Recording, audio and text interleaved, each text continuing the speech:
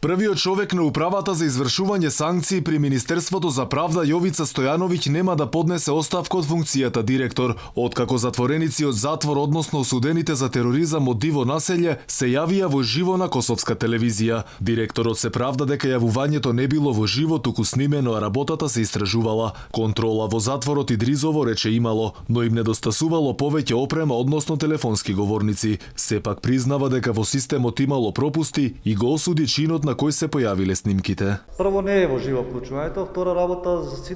директорот на КПД Идризово има направена истрага каде што е детектирано дека тоа се снимци кои што после тоа ги монтирале, меѓутоа свесни сме дека во нашите установи имаме пропустливост за такви недозволени работи,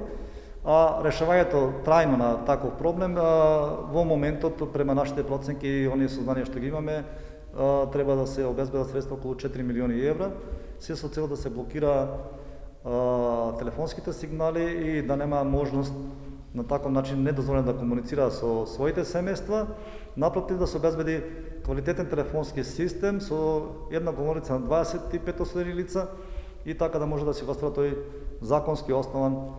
контакт со своите семејства и со бранителите. Реакциите следуваат откако во неделата терористичката кумановска група директно од затворот Идризово гостуваше во живо на косовската телевизија Корект Прес. За скандалот да биде уште поголем, еден од терористите од диво населје, односно командант Малишева, конференциски разговараше со неговиот син. Останува неодговорено како е можно да нема оставки после еден ваков скандал, но и оправдувањата да се сведат на тоа само дека се водела истрага.